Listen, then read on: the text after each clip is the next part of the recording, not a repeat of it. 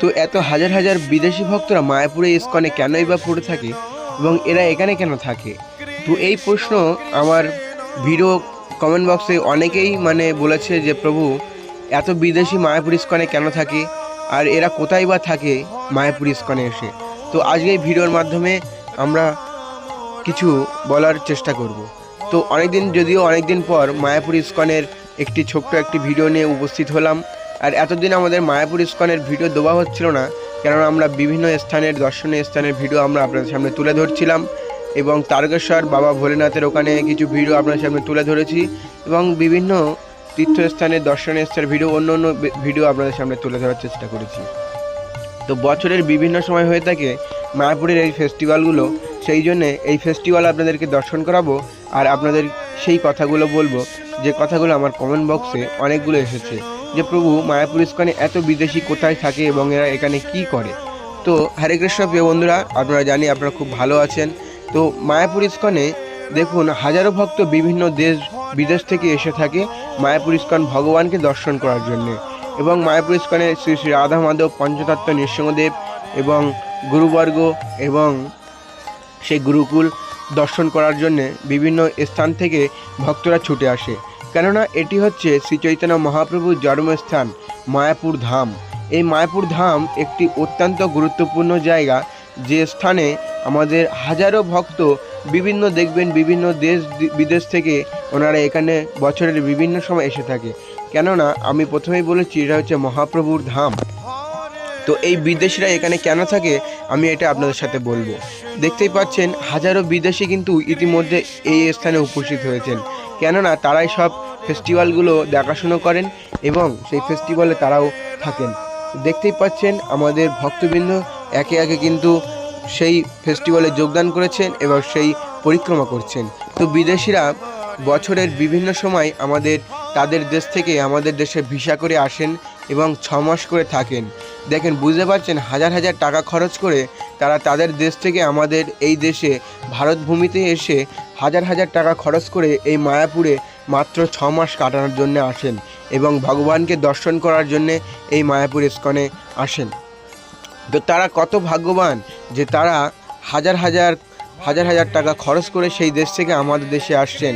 আর আমরা কিছুটা দূরই মায়াপুর, হয়তো এখনও মায়াপুরের নাম শুনেছে কোনো ভক্তরা, কিন্তু এখনও মায়াপুরে আসেনি।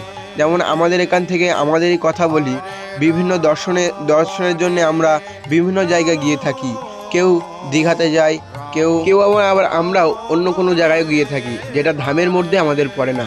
কিন্তু এই বিদেশিরা তাদের যে হিপি ছেড়ে তারা হ্যাপি হয়ে আজকে মায়াপুরে ইস্কনে এসে তারা তিলক ধারণ করে, ধুতি পাঞ্জাবি পরে এবং গোপী ড্রেস এবং কুর্তি পরে তারা ভগবানের সামনে তারা আমাদের বাঙালি যে কালচার তারা ইউজ করছে, আর আমরা সেই বিদেশি কালচার ইউজ করছি।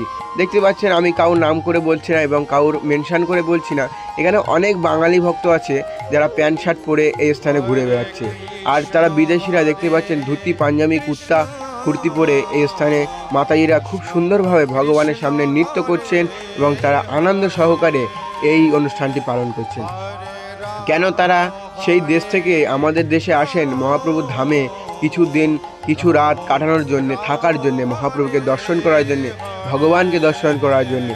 আর তারা খুব সুন্দরভাবে এখানে উপস্থিত হন এবং দেখতেই পাচ্ছেন যে ভক্তগুলো আমাদের গুরুকুলের যে বাচ্চাগুলো আছে তারা হচ্ছেন অনেক বিদেশি ভক্ত আমাদের এর ভিতরে আছেন, কিন্তু অনেক বাঙালি আমাদের কম এর ভিতরে আছেন। বেশি বাঙালি ভক্ত নেই, যদিও গুরুকুলে অনেকটাই বিদেশি, কিন্তু তারা কিন্তু আগে এসে এই স্থানে এসে তারাই কিন্তু পুণ্য লাভ করছেন। আর আপনারা যদি বাচ্চাদের যদি গুরুকুলে ভর্তি করতে চান আপনারা অবশ্যই করতে পারেন। কেউ এমন নয় যে গুরুকুলে হলেই যে সাধু হয়ে যেতে হবে, ব্রহ্মচারী হয়ে যেতে হবে, মায়াপুর ইস্কন থেকে যেতে হবে না প্রিয় বন্ধুরা। তারা বিবাহ জীবনও পালন করতে পারে, গুরুকুলের শিক্ষা শেষ করে তারা বিবাহ জীবন পালন করতে পারে।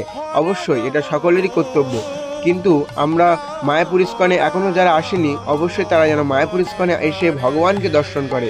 শ্রী চৈতন্য মহাপ্রভুর জন্মস্থান যে মায়াপুর, সেখানে তারা যেন আসে। এই জন্যই বিদেশিরা আসে। আর বিদেশিরা এখানে ফাও এসে ঘোরাঘুরি করে না, তারা হচ্ছে ভগবানের সেবা কাজে সবসময় লিপ্ত থাকে এবং ভগবানকে তারা অতি নিয়ত দর্শন করে। তারা জানে আবার আমাদের 6 মাস পরে এই দেশ থেকে আমাদের দেশে আবার চলে যেতে হবে। তারা যতক্ষণ থাকে ততক্ষণ ভগবানকে নিয়েই পড়ে থাকে এবং ভগবানের আরাধনায় তারা ব্যস্ত থাকে। তো এই ছিল আজকের ভিডিও, ছোট্ট একটি ভিডিও। যদিও প্রিয় বন্ধুরা, এরকম পরিক্রমা বছরের বিভিন্ন সময় মায়াপুর ইস্কনে হয়ে থাকে এবং আপনারা যারা অতিনিয়ত মায়াপুরে আসেন তারা জানেন যে এরকম দর্শন আমরা সবসময় পাই এবং দেখতে দেখতে কিন্তু রাত কেটে গেল। কখন সেই আমরা ভক্তদেরকে নিয়ে কিছু কথা বলছিলাম, তার মধ্যে কিন্তু রাত হয়ে গেল। এটা দেখতে পাচ্ছেন রাতের ভিউ আমাদের ঠিক পদ্মভবনের সামনে, লোটাস বিল্ডিংয়ের সামনে যে আমরা যে পরিক্রমা করছি সেই পরিক্রমার একটা ছোট্ট একটি ভিউ। তো যদি প্রিয় বন্ধুরা ভিডিওটি ভালো লাগে অবশ্যই লাইক কমেন্ট শেয়ার করে সাথে থাকবেন এবং ভিডিওটি বেশি বেশি করে শেয়ার করবেন। হরে কৃষ্ণা, হরি বল।